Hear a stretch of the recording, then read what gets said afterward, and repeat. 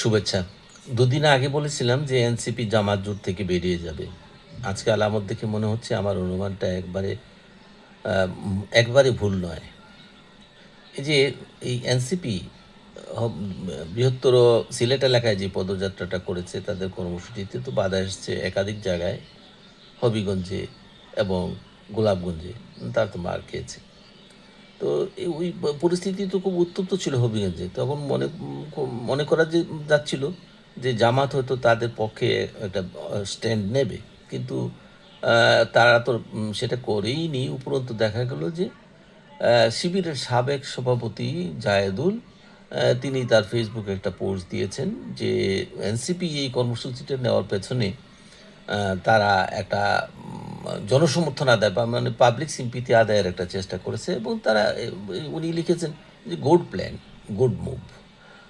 এবং তিনি একটা অভিযোগ করেছেন যে জামাতকে আলোচনার বাইরে রাখার একটা প্রচেষ্টা আছে এই এনসিপির এই কর্মসূচির মধ্য দিয়ে। বিষয়টা কিন্তু এখানেই জরুরি যে জামাতকে বাইরে রেখে কেন জোট তো হচ্ছে জোট মানে তো এই নয় যে তার নিজের দলের কোনো নিজস্ব কর্মসূচি থাকবে না। তো এরপরও এটা যে জানেন না তা না। এই যে শিবিরের সাবেক সভাপতি তিনি জানেন না এটা তো অবশ্যই না, তিনি জানেন। এবং সেইখানে যখন এই প্রশ্নটা আসে যে জামাতকে আলোচনার বাইরে রাখার প্রক্রিয়া হিসেবে এনসিপি এই কর্মসূচি গ্রহণ করেছে, তখন মনে হতেই পারে যে এখানে একটু কিন্তু আছে। কিন্তুটা হচ্ছে আস্তে আস্তে দূরত্ব তৈরি করা। এইটার উসিলায় একটা দূরত্ব তৈরি হতে পারে। তো এই ধরনের একটা পোস্ট যাওয়ার পরে পরে এই জামাত সমর্থিত এবং জায়েদুলের সমর্থিত লোকজন আবার বেশ কিছু পোস্ট দিল ঠিক একই ভাষায় একইভাবে। তো এটা তো এনসিপির গায়ে লাগার কথাই। তো এনসিপি যখন প্রতিবাদ মুখর হলো তখন যদিও জায়েদুল ওই পোস্টটা উইথড্র করে নেয়, পোস্ট উইথড্র করলেও কিন্তু একটা দাগ তো পড়ে গেছে। এই দাগটা কিন্তু সহজে মোছার নয়। এবং এটা যে তাদের মধ্যে যে দূরত্ব তৈরি হয়েছে এটা কিন্তু প্রমাণ হয়ে গেল।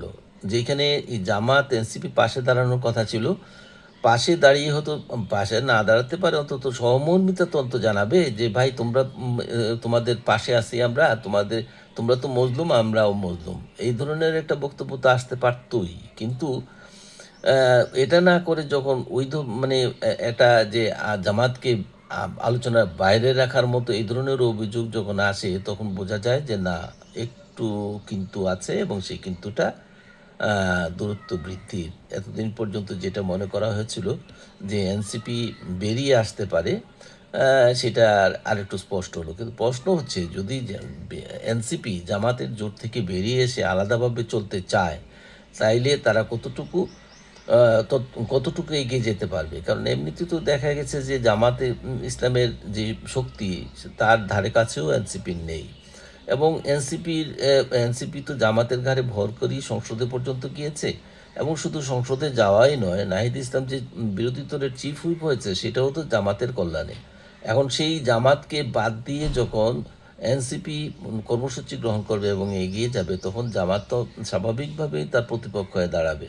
এখন এনসিপি একদিকে বিএনপি এবং অন্যান্য দল, আর তার সাথে যদি যুক্ত হয় জামাত, তাইলে এনসিপি কি নিজের অস্তিত্ব টিকিয়ে রাখতে পারবে না এগিয়ে যেতে পারবে? প্রশ্নগুলি কিন্তু আসছে।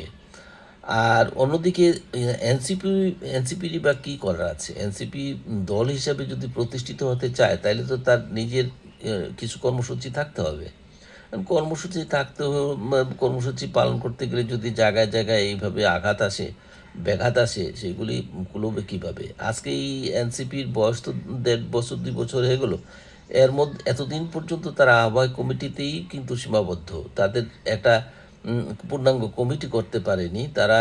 যে মফস্বলে কোনো শাখা সংগঠন ওইভাবে করতে পারেনি। একটা মানে সাধারণ সম্মেলন পর্যন্ত তাদের পক্ষে করা সম্ভব হয়নি। হয়তো তারা স্ট্র্যাটেজি নিয়েছে যে তৃণমূল থেকে আস্তে আস্তে সংগঠিত হয়ে তারা কেন্দ্রে আসবে। কিন্তু তৃণমূলে যে অবস্থা, এই অবস্থা তো তাদের একটা সংগঠন প্রতিষ্ঠার পক্ষে মনে হচ্ছে না। মানে খুবই প্রতিকূল পরিস্থিতির মধ্যে আছে। এই পরিস্থিতিতে কি জুলাই যে আন্দোলনের জুলাই অভ্যুত্থানের কথা বলে তারা যেই গ্রামে গ্রামে যাচ্ছে, যে জুলাই অভ্যুত্থান কিন্তু এখন প্রশ্নের মুখে পড়ছে। যখনই এনসিপিকে কেউ আঘাত করে তখন মানে অন্যান্য যারা বিএনপি করে না বা কিংবা এনসিপি করে না তারা কিন্তু ফেসবুকে সরাসরি এটাকে বলছে যে জুলাই অভ্যুত্থানকে মানুষ প্রত্যাখ্যান করেছে এবং তারই প্রতিফলন এটা। সুতরাং এনসিপি কে ভাবতে হবে তারা তারা যে জুলাই অভ্যুত্থান করেছে সেই অভ্যুত্থানকে কতটুকু তারা আপহোল্ড করবে এবং কতটুকু তারা গ্রহণযোগ্য করাতে সক্ষম হবে মানুষের কাছে। কিন্তু একটা জিনিস মানুষ কিন্তু উপলব্ধি করছে এবং তাদের এইগুলি বয়ানও চলে আসছে।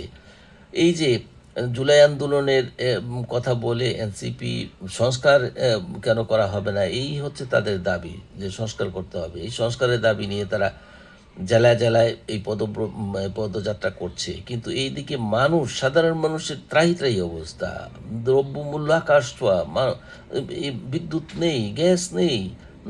কিন্তু এই রাজনৈতিক দলগুলো, এটা অবশ্য শুধু এনসিপি নয়, এনসিপি কর্মসূচি নিয়েছে বলে তাদের কথা আসতেছে, কিন্তু অন্যান্য দল কারুরই, এটা সরকারি দল কিংবা বিরোধী দল, এই যে জনদুর্ভোগের ধারে কাছেও কিন্তু নেই। ধারে কাছেও জনদুর্ভোগ পোহানোর কোনো পরামর্শ, কোনো উদ্যোগ কিংবা দাবি কিচ্ছুই এরা করছে না।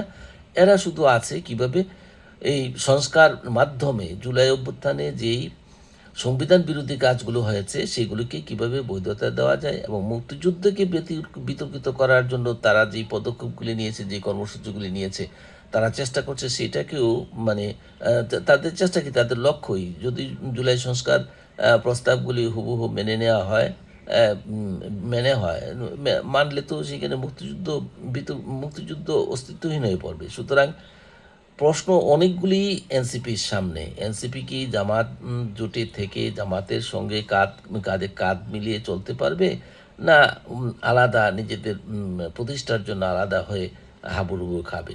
এই বিষয়গুলি এখন দেখার বিষয়। দেখা যাক কি হয়।